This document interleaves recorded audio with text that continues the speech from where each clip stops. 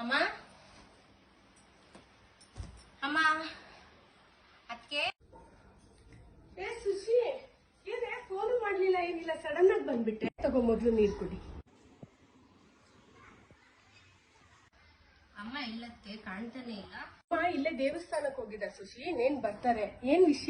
ಅಯ್ಯೋ ಹೋಗಿ ಅದಕ್ಕೆ ನನ್ಗೆ ಈ ಸಂಸಾರನೇ ಸಾಕಾಗೋಗಿದೆ. ಇವ್ರಂತೂ ಅವ್ರ ಅಮ್ಮನ ಮಾತು ಕೇಳ್ಕೊಂಡು ದಿನ ನನಗೆ ಚಿತ್ರ ಹಿಂಸೆ ಕೊಡ್ತಾರೆ. ಅದಕ್ಕೆ ಹೊಡಿತಾರೆ, ಬೈತಾರೆ, ಕೆಟ್ಟದಾಗೆಲ್ಲ ಮಾತಾಡ್ತಾರೆ. ನನಗೂ ಸಾಕಾಗೋಗಿದೆ ಈ ಜೀವನ. ಇವ್ರಂತೂ ಹೆಂಡತಿಯನ್ನು ಪ್ರೀತಿಯಾಗ್ಲಿ ಒಂದ್ ಭಾವನೆ ಆಗ್ಲಿ ಏನನ್ನೂ ಇಟ್ಟಿಲ್ಲ ನನ್ನ ಮೇಲೆ. ಅವ್ರಿಗೆ ಬೇಕಾಗಿರೋದು ಮನೆ ಕೆಲಸದವಳು, ಹೆಂಡತಿ ಅಲ್ಲ. ಅತ್ತೆನೂ ಸಹ ಅಷ್ಟೇನೇನೆ, ನನ್ನ ಸೊಸೆ ತರ ನೋಡೋದೇ ಇಲ್ಲ. ಅದಕ್ಕೆ ಪ್ರತಿ ಒಂದ್ ವಿಷಯದಲ್ಲೂ ತಪ್ಪು ಹುಡುಕ್ತಾರೆ. ನಾನ್ ಏನ್ ಮಾಡ್ಲಿ ಹೇಳಿ? ನನ್ಗಂತೂ ಸಂಸಾರನೇ ಬೇಡ. ಅದಕ್ಕೆ ಇದರಿಂದ ಮುಕ್ತಿ ಸಿಕ್ಕಿದ್ರೆ ಸಾಕು ಅನ್ನಿಸ್ಬಿಟ್ಟಿದೆ. ದಯವಿಟ್ಟು ಅಣ್ಣನ್ಗೆ ಹೇಳ್ಬಿಟ್ಟು ಈ ಸಂಸಾರ ಅನ್ನೋ ಜಂಜಾಟದಿಂದ ಮುಕ್ತಿ ಕೊಡಿಸ್ಬಿಡಿ. ಅದಕ್ಕೆ ನೀವೇನು ಯೋಚನೆ ಮಾಡಬೇಡಿ. ನಾನು ಹೇಗೋ ನನ್ನ ಕಾಲ ಮೇಲೆ ನಾನು ನಿಂತ್ಕೊಂಡು ನನ್ನ ಜೀವನ ನಾನು ನಡೆಸ್ಕೊಳ್ತೀನಿ. ಅದಕ್ಕೆ ಸುಶಿ, ಸಂಸಾರ ಅಂದ್ರೇನೆ ಹೀಗೆ, ಚಿಕ್ಕ ಪುಟ್ಟ ಜಗಳ ಇದ್ದೇ ಇರುತ್ತೆ. ಅದಕ್ಕೆ ಇಷ್ಟು ಗಟ್ಟಿ ನಿರ್ಧಾರ ಮಾಡಿದ್ರೆ ಹೇಗಮ್ಮ? ನಿನ್ ಗಂಡ ನಿನ್ ಮೇಲೆ ಕೈ ಮಾಡಿರೋ ತುಂಬಾನೇ ದೊಡ್ಡ ತಪ್ಪು. ನಿಮ್ಮ ಅಣ್ಣ ಬರ್ಲಿ, ನಿನ್ ಗಂಡನ್ ಕರೆಸಿ ಮಾತಾಡಿಸ್ತೀನಿ. ಇನ್ನೊಂದು ಅವಕಾಶ ಕೊಡು ನಿನ್ ಗಂಡಂಗೆ. ಒಂದ್ ಮಗು ಆದ್ರೆ ಎಲ್ಲ ಸರಿ ಆಗುತ್ತೆ. ತುಂಬಾ ಜನರ ಸಂಸಾರ ಮಕ್ಳಾಗೋದ್ಮೇಲೆ ಸರಿ ಹೋಗಿದೆ.